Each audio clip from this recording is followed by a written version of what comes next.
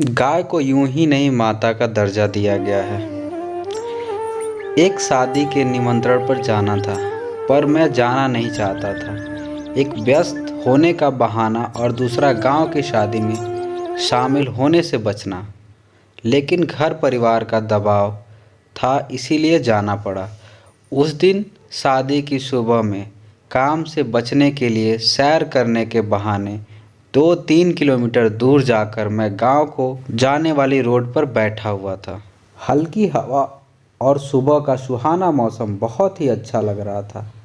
पास के खेतों में कुछ गाय चारा खा रही थीं कि तभी वहां एक लग्जरी गाड़ी आकर रुकी और उसमें से एक वृद्ध उतरे। अमीरी उसके लिबास में व्यक्तित्व दोनों बयां कर रहे थे। वे एक पॉलीथीन बैग लेकर मुझसे कुछ दूर पर ही एक सीमेंट के चबूतरे पर बैठ गए। पॉलीथीन जो गुड़ से भरा हुआ था उसको वहीं पे रख दिए। अब उन्होंने आओ आओ करके पास में ही खड़ी और बैठी गायों को बुलाया। सभी गाय पलक झपकते ही उन बुजुर्ग के इर्द गिर्द ठीक ऐसे ही आ गईं जैसे कई महीनों बाद बच्चे अपने माँ बाप को घेर लेते हैं। कुछ गायों को गुड़ उठाकर खिला रहे थे तो कुछ गाय स्वयं ही खा रही थी। वे बड़े प्रेम से उनके सिर पर गले पर हाथ फेर रहे थे। कुछ ही देर में गाय अधिकांश गुड़ खाकर चली गई। इसके बाद जो कुछ हुआ वो वाकया है जिसे मैं जिंदगी भर नहीं भूल सकता। हुआ यूं कि गायों के गुड़ खाने के बाद जो गुड़ बच गया था वो बुजुर्ग उन टुकड़ों को उठा उठा कर खाने लगे। मैं उनकी इस क्रिया से अचंभित हुआ, पर उन्होंने बिना किसी परवाह के कई टुकड़े खाए और अपनी गाड़ी की ओर चल पड़े।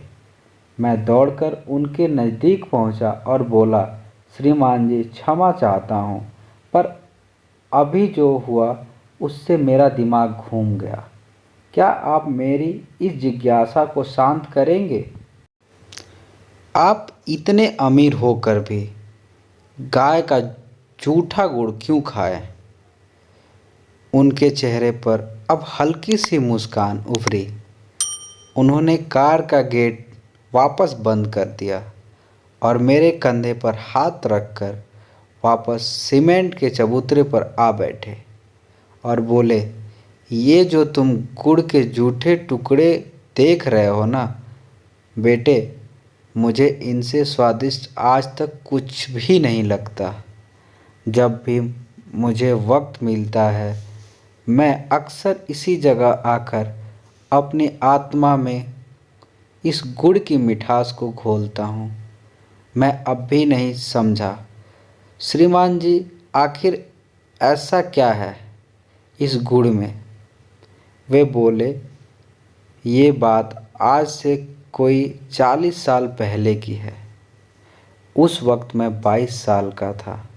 घर में ज़बरदस्त आंतरिक कलह के कारण मैं घर से भाग आया था, परंतु दुर्भाग्य ट्रेन में कोई मेरा सारा सामान और पैसे चुरा ले गया। इस अजनबी से छोटे शहर मेरा कोई नहीं था। भीषण गर्मी में खाली जेब के 2 दिन भूखे रहकर इधर से उधर भटकता रहा और शाम को भूख मुझे निगलने को आतुर थी।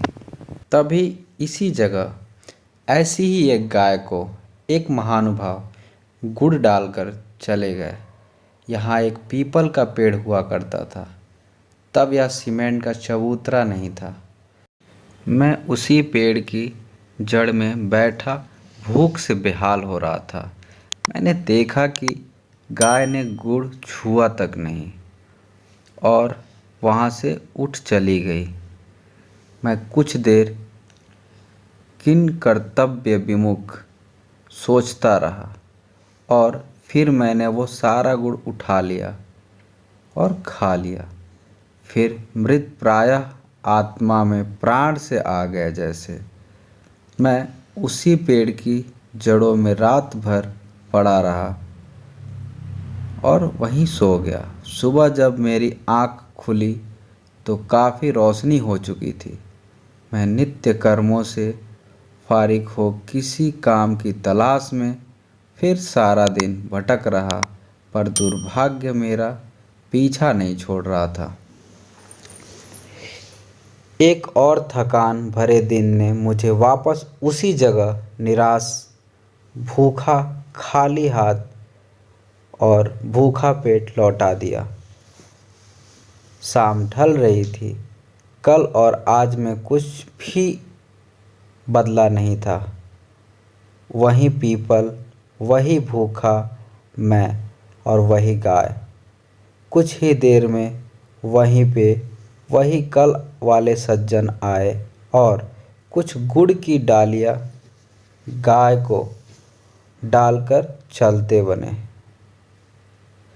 गाय उठी और बिना गुड़ को छुए, बिना खाए चली गई। मुझे अजीब लगा, परंतु मैं बेबस था, सो आज फिर गुड़ खा लिया और वहीं सो गया। सुबह काम तलाशने निकल गया। आज शायद दुर्भाग्य की चादर मेरे सर पे नहीं थी, सो एक ढाबे पर मुझे काम मिल गया। कुछ दिन बाद जब मालिक ने मुझे पहली पगार दी तो मैंने 2 किलो गुड़ खरीदा और किसी दिव्य शक्ति के वशीभूत में 7 किलोमीटर पैदल चलकर उसी पीपल के पेड़ के नीचे आया। इधर उधर नजरें दौड़ाई तो गाय भी दिख गई। मैंने सारा गुड़ उस गाय को डाल दिया। इस बार मैं अपने जीवन में सबसे ज़्यादा चौंका, क्योंकि गाय सारा गुड़ खा गई, जिसका मतलब साफ था कि गाय ने 2 दिन जानबूझकर मेरे लिए गुड़ छोड़ा था। मेरा हृदय भर गया। उस ममतामय स्वरूप की ममता देखकर मैं रोता हुआ ढाबे पे पहुंचा और बहुत सोचता रहा। फिर एक दिन मुझे एक फॉर्म में नौकरी भी मिल गई, पर दिन में तरक्की और तरक्की के शिखर चढ़ता गया। शादी हुई, बच्चे हुए। आज मैं खुद की 5 फार्म का मालिक हूँ। जीवन की इस लंबी यात्रा में मैंने कभी भी उस गाय माता को नहीं भुलाया। मैं अक्सर यहाँ आता हूँ और इन गायों को गुड़ डालकर इनका जूठा गुड़ खाता हूँ। मैं लाखों रुपए गौशालाओं में चंदा भी देता हूँ, परंतु मेरी मृत तृष्णा, मन की शांति यहीं आकर मिटती है।